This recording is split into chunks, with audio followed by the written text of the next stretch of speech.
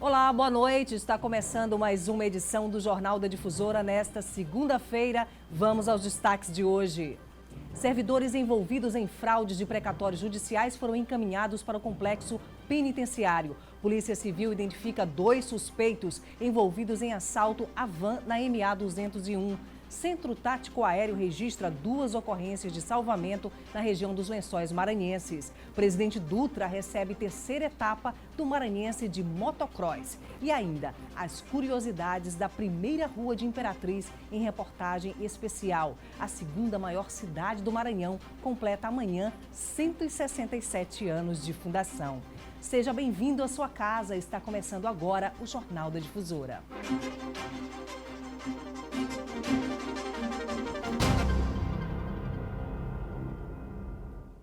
Dois servidores do Tribunal de Justiça do Maranhão e um terceirizado foram presos hoje na sede administrativa do órgão por envolvimento em fraudes de precatórios judiciais. O esquema também tinha a participação de uma 4ª pessoa na cidade de Goiânia. Na coletiva, o presidente do Tribunal de Justiça do Maranhão passou detalhes de como o esquema acontecia envolvendo o pagamento de precatórios.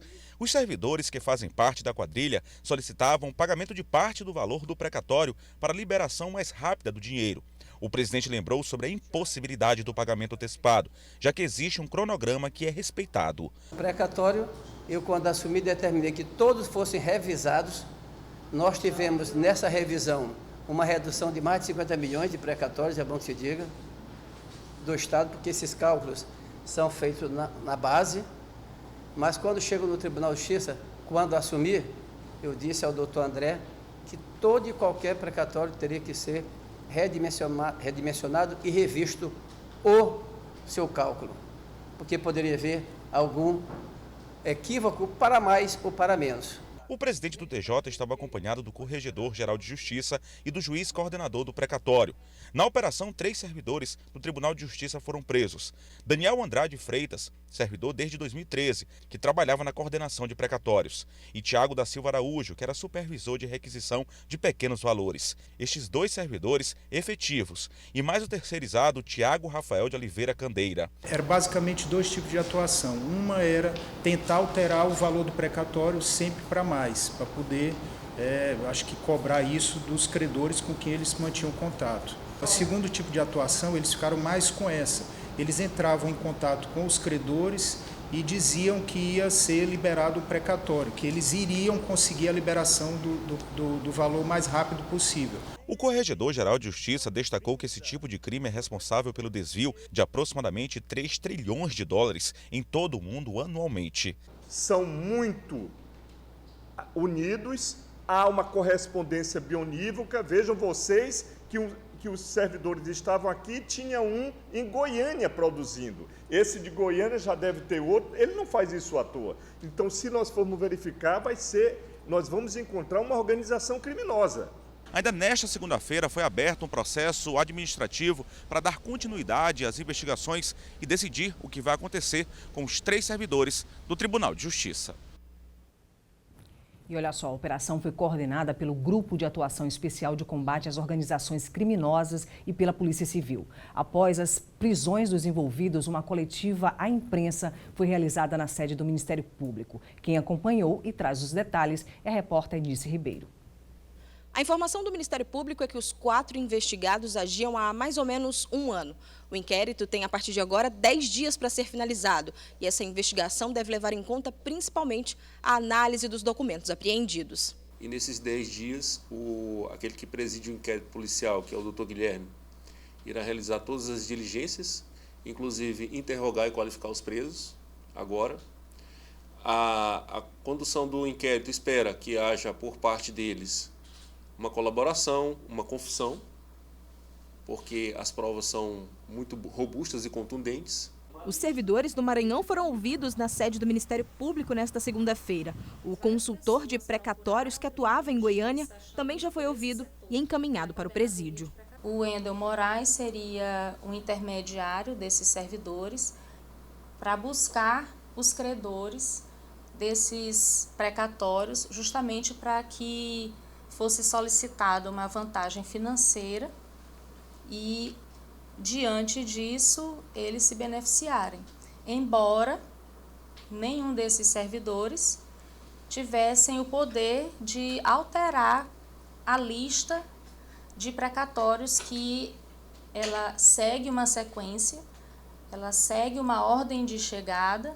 Então, eles sequer teriam a possibilidade de interferir nesse processo. E a Superintendência de Homicídios e Proteção à Pessoa já identificou os suspeitos envolvidos no assalto a uma van que aconteceu na semana passada na estrada de Ribamar. Durante a ação criminosa, uma jovem de 18 anos acabou morrendo após ter caído do veículo.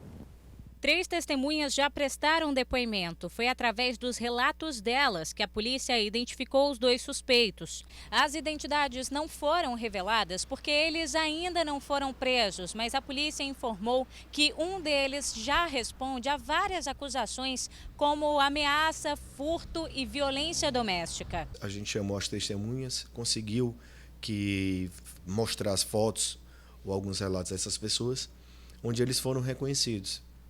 Com esse reconhecimento, a gente já está providenciando a representação pela prisão destes, né?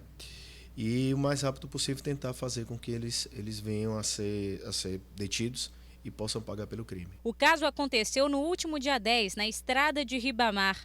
Micaele Ashley Rodrigues tinha 18 anos e se jogou de uma van em movimento para fugir de um assalto. Por causa das circunstâncias do crime, os assaltantes podem ser indiciados por latrocínio, roubo seguido de morte.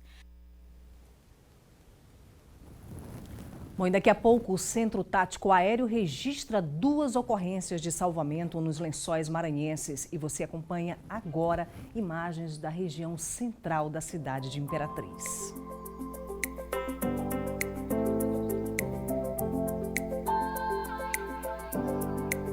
A morte de um guia turístico que acompanhava um grupo pelos Lençóis Maranhenses chamou a atenção para as questões de segurança em passeios por áreas mais desertas. Por conta do maior movimento nas férias, o Batalhão de Polícia Militar de Turismo e o Centro Tático Aéreo intensificaram as ações no parque. As 2 ocorrências foram registradas no último final de semana na região do Parque Nacional dos Lençóis, que nesta época do ano atrai muitos visitantes, já que as chuvas cessaram e as lagoas estão cheias. No sábado, um grupo de turistas ficou perdido depois que o guia sofreu um infarto fulminante e morreu no local. Já no domingo, uma turista se acidentou depois de realizar uma descida de tirolesa. Nas 2 situações, o Centro Tático Aéreo, que tem sede aqui dentro do Comando Geral da Polícia Militar do Maranhão, mas que atua em todo o estado, prestou assistência, resgatando os turistas perdidos e socorrendo também a vítima acidentada. As ações integram as atividades da Operação Férias 2019, que foi iniciada ainda no mês de junho. O objetivo dela é dar segurança aos turistas que visitam o Parque Nacional dos Lençóis, entre Santo Amaro e Barreirinhas, e também prestar o serviço de busca, resgate e salvamento às pessoas que necessitarem. Os 2 casos chamam a atenção para os cuidados que todo turista deve ter com a segurança quando planejar uma viagem, principalmente durante os trajetos, passeios e, claro, com a saúde. Uma recomendação da Associação Brasileira de Agências de Viagens do Maranhão é de sempre adquirir pacotes nas próprias agências e jamais por intermédio de terceiros. A pessoa, quando procura uma agência de viagem, ela tem que saber a procedência desses profissionais, saber se essa agência tem um cadastro, se ela é registrada, se ela tem competência para fazer esse tipo de trabalho. Mas muita gente ainda chega nos hotéis, por aí, e vão procurando informação, fulano vai dizendo que tem um amigo que pode deixar, essa pessoa não tem nenhuma orientação, não sabe o que vai fazer, e acaba pondo essa pessoa em situação de risco. Durante um passeio, como no Parque Nacional dos Lençóis, por exemplo, é necessário também redobrar os cuidados para que a diversão não se torne uma tremenda dor de cabeça. A recomendação é não se afastar do guia. Não se afastar do guia para evitar esse tipo de ocorrência. O segundo é afogamento, sempre tem afogamento na área das lagoas, por isso a recomendação para não tentar fazer travessia de lagoa, não se afastar muito da margem da lagoa. E também temos muito caso de de acidente com embarcações no Rio Preguiça. O rio é muito grande, tem muitas embarcações, muito turista. Também sempre há caso de embarcações que venham a sofrer algum tipo de acidente ou incidente. Muito importante essas recomendações, todo cuidado é pouco até na hora do passeio. E na cidade de Imperatriz, a agência fluvial está à procura de um passageiro que estava em uma embarcação e caiu no Rio Tocantins. Os detalhes com Jaqueline Teixeira. Nós vamos acompanhar daqui a pouco esses detalhes. Em Caxias, uma reunião coordenada pelo Ministério Público Federal com representantes de outros órgãos discutiu a retomada das atividades no posto do INSS do município. As atividades estão suspensas há mais de um mês. O Ministério Público Federal realizou uma reunião em busca de que fossem discutidas resoluções para que o INSS volte a funcionar o mais rápido possível. Dessa reunião já partiram alguns encaminhamentos e a possibilidade de talvez em breve a agência retomar, mas de toda forma, independente da agência, o cidadão ter acesso ao serviço em pouco tempo. Durante a interdição, os segurados têm sido remanejados para outras agências de cidades próximas, Aldeias Altas e Timon. A gerente do INSS de Caxias, Elane Pontes, comenta sobre essa medida paliativa. Todo desconforto causado pela pessoa ter que se deslocar para outras cidades realmente não é bom para o segurado. Mas nesse primeiro momento o que nós visamos foi a segurança desse segurado para que ele não fosse afetado, já que a agência estava a princípio oferecendo risco a esse segurado. A gerência executiva do INSS em São Luís, Caios Matias, também participou da reunião.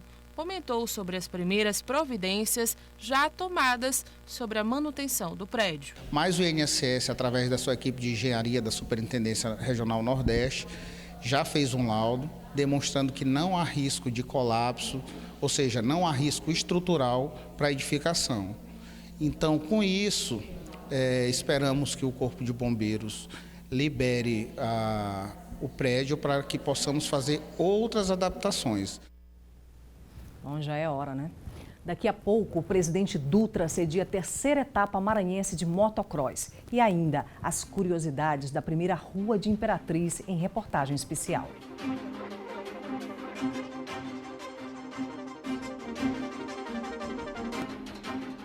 Voltamos com o Jornal da Difusora e agora sim a gente fala sobre o trabalho da agência fluvial de Imperatriz, que está em busca de um passageiro após cair no Rio Tocantins. Os detalhes com Jaqueline Teixeira.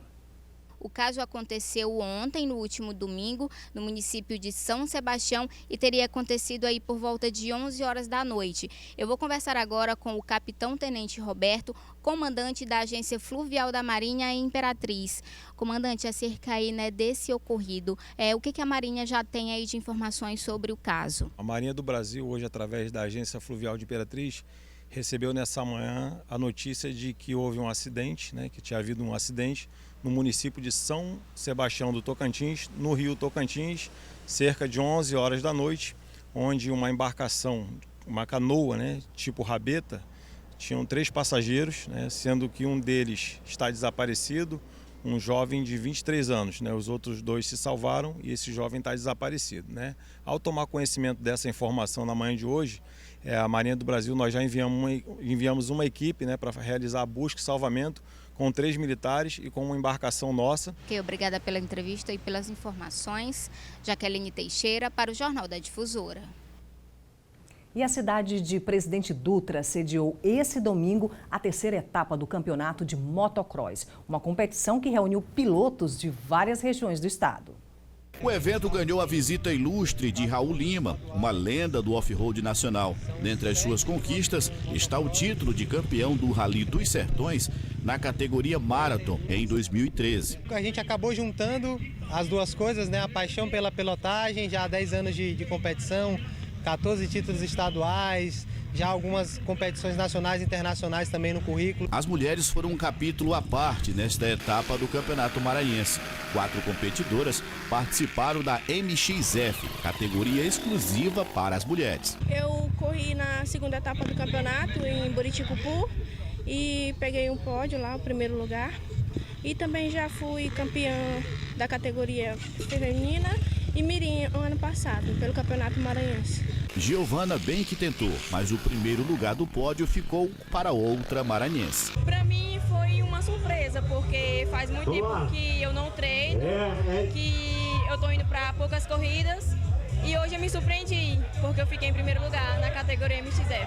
Enquanto os espectadores aguardam para ver as manobras e tirar o fôlego, os pilotos também esperam viver fortes emoções nos desafios impostos pela pista aqui de Presidente Dutra. Antes de tudo isso, tem a largada. Agora é uma mistura de ansiedade e expectativa, já que a largada, se for muito boa, pode representar um bom resultado no final da corrida. As boas largadas contribuíram para a definição da classificação e formação do pódio nas 10 categorias em disputa aqui em Presidente Dutra. Para mim, hoje, Deus me abençoou. No começo, a minha moto quebrou o guidão, aí eu achei que não era para mim, mas em seguida veio 2 vitórias, 2 primeiro lugar. Para mim, não tem melhor, né? Perfeito, primeiro lugar.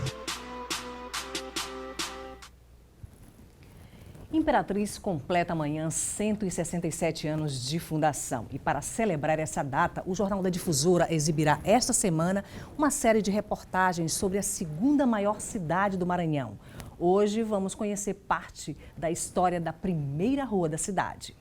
Do lado daquela cidade existe um rio de eternidade, amores.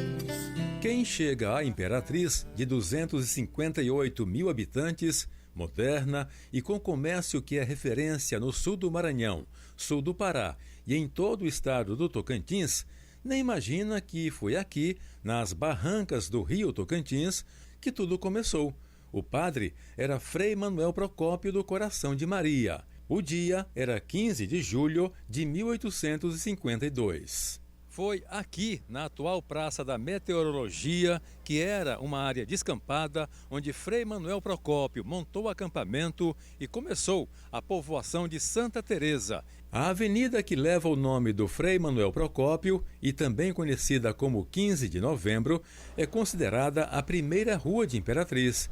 Nela esteve a primeira prefeitura da cidade, que foi sede do Poder Executivo até meados dos anos 1950. Mas a atual Avenida Frei Manuel Procópio já teve outros nomes. É o que conta a professora aposentada de 75 anos, Domingas Paixão. Ela chegou aqui em 1953, com 10 anos de idade. A primeira grande transformação é que ela começou a ganhar um nome. Depois, a cidade foi se estendendo, veio para cá o telégrafo, aí começaram a chamar Rua do Fio. Depois o povo foi se civilizando um pouco mais, chamava Rua do Telégrafo. Pronto. Aí eu não sei quando ela ganhou o nome de 15 de novembro. Porque quando eu vim para estudar, ela já não era mais a Rua Grande e nem a Rua do Fio. No prédio onde mora a dona Domingas, funcionou a primeira cadeia pública da cidade na década de 30. Na rua Frei Manuel Procópio também está a Igreja Matriz de Santa Teresa d'Ávila, construída também na década de 1930. Esta foto de 1927 mostra como era o altar da capela. A rua era o centro do comércio e da vida da pacata Imperatriz pré-BR-010, que na época tinha pouco mais de 14 mil habitantes. Na década de 60, a rua foi palco dos desfiles cívicos de 7 de setembro. O Mercado Bom Jesus, o primeiro mercado municipal de Imperatriz, é outro marco dessa rua e funciona até hoje no mesmo local. Foi reconstruído e ampliado pelo então prefeito Renato Moreira, assassinado a tiros aqui dentro em outubro de 1993. E esta é uma parte da história da primeira rua de Imperatriz. Foi a partir dessa rua que se iniciou a formação de Imperatriz como vilarejo até virar essa grande cidade. E é aqui onde tudo começou que também iniciamos nossa série de reportagens especiais que contarão, através de ruas, prédios e praças, a história da nossa gente revelada por nós, imperatrizenses. A tarde cai, o sol se vai, ó Deus do céu, abençoai o imperador da Imperatriz.